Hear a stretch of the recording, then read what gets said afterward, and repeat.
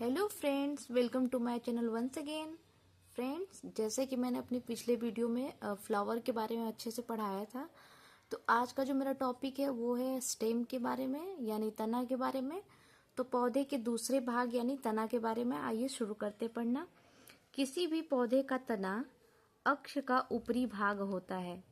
मतलब जो भी पौधे होते हैं उनका जो तना होता है वो भी पृथ्वी के अक्ष के ऊपरी भाग को कहते हैं, जिस पर शाखाएं, पत्तियां, फल तथा फूल लगते हैं।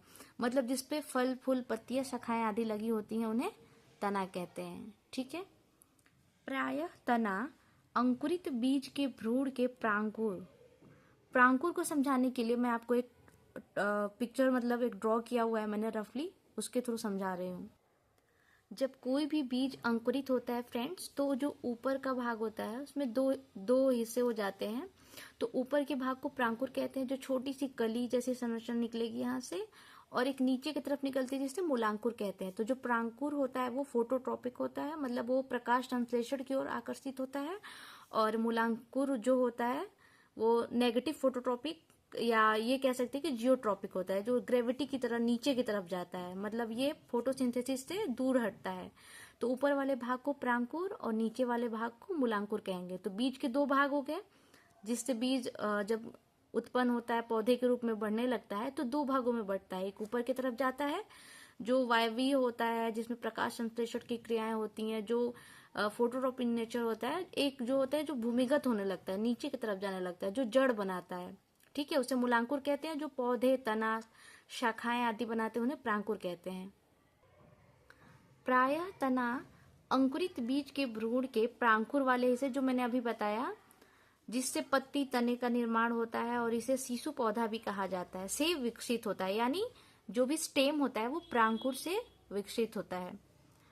तने पर गांठ यानी नोड तथा पोरियां यानी इंटरनोड पाई जाती हैं।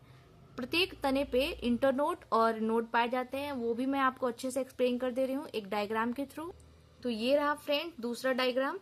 ये वाला हिस्सा, जैसे एक गन्ने को हम लेते हैं, गन्ना मतलब उससे मैं काफी आसानी से आपको समझा पाऊंगी। जिन्होंने देखा होगा गन्ने को वो समझ जाएंगे अच्छे से। तो यहाँ जो ऊपर वाला ऐसे उगा हुआ कली जैसी संरचना दिख रही है, इसे नोड कहा जाता है। यहाँ भी है, यहाँ भी है, और इन दोनों के बीच के जो भाग होते हैं उन्हें इंटरनोड यानी पोरिया बोली जाती है। ठीक है फ्रेंड, तो आइए चलते हैं पहले। तने का वह क्षेत्र जहां से पत्तियां निकलती हैं उसे ही गांठ यानी नोड कहा जाता है। जैसे मैंने अभी पिछले डायग्राम के थ्रू आपको बताया कि जहां से पत्तियां निकलती हैं, एक कली जैसी संरचना निकलती है, उसे नोड कहा जाता है। ये गांठें पहले हरे रंग की होती हैं। जब पौधा बहुत ही नाजुक होता है, बहुत ही कोमल होता है, तो उनमें ये गांठें बहुत ही मतलब हल्के हरे रंग की होती हैं।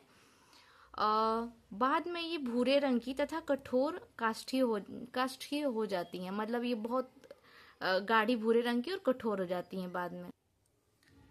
तने का कार्य यानी फंक्शन पढ़ लेते हैं। इसका मुख्य कार्य शाखाओं, पत्तियों, फल, फूल आदि को संभाले रखना है। मतलब इसका मेन जो वर्क होता है स्टेम का, वो फल, फूल, पत्तियों आदि को संभाले रखना होता है, उन्हें प्रोटेक्ट करना, फिर उन्हें मतलब कैसे संरक्षण देना है, ये होता है। कुछ तने भोजन संग्रहण करने, सहारा तथा सुरक्षा देने का कार्य भी करते हैं। कुछ स्टेम होते हैं फ्रेंड्स, वो भोजन का संग्रहण करने का कार्य करते हैं, सुरक्षा देते हैं, प्रोटेक्शन करते हैं, और ये मतलब सहारा देने का भी कार्य करते हैं, तथा खनिज, लवण एवं प्रकाश संश्लेषी पदार्थों का संवहन भी करते हैं।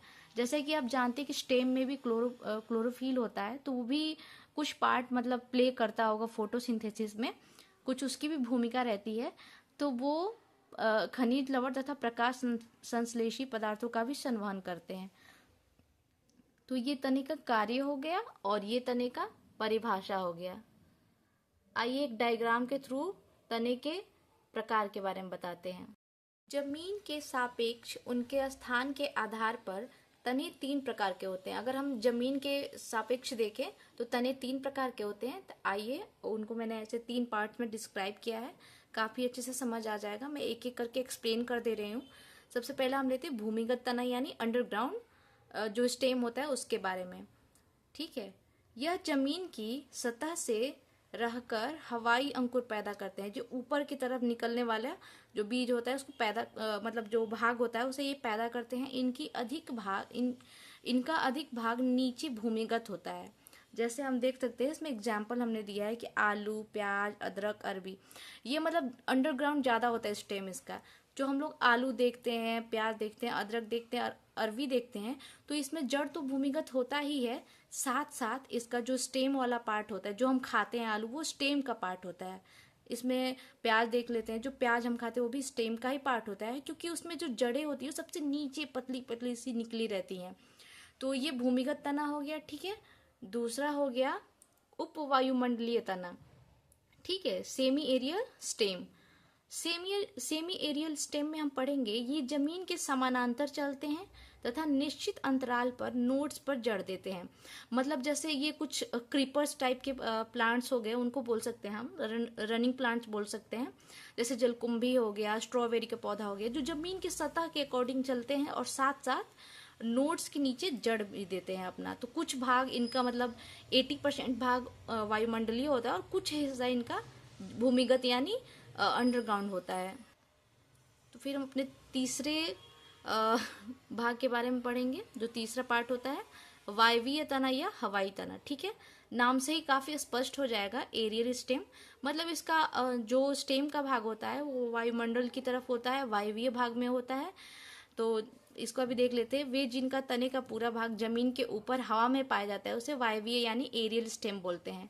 तो इसमें एग्जाम्पल हो गया आम, नीम, कनेर, अमरूद, बहुत सारे एग्जाम्पल इसमें हो जाएंगे। अभी आप अपने आसपास के बहुत सारे पौधे को आप देखोगे, जैसे बहुत सारे पेड़ होंगे जो ऊपर उनका भाग होता है, उनका बहुत सख्त मजबूत होता है स्टेम, उन्हें तो आप वायवीय स्टेम रख सकते हो। और सबके घरों में मतलब जिनके यहाँ आलू की बुआई होती है वो देख भी सकते हैं आलू के बारे में। प्याज, अदरक, अरबी, ये सारे स्टेम होते हैं जो कि आते हैं अंडरग्राउंड स्टेम में। और सेमी एरियल में जैसे स्ट्रॉबेरी के पौधे आ गए, जलकुंभी आ गए, ये सारा है। मतलब घास को भी हम ले सकते हैं, तो ये सारा सेमी एरियल में आ गया। तो थैंक यू फ्रेंड्स, और बताइएगा कैसा लगा आज का ये टॉपिक।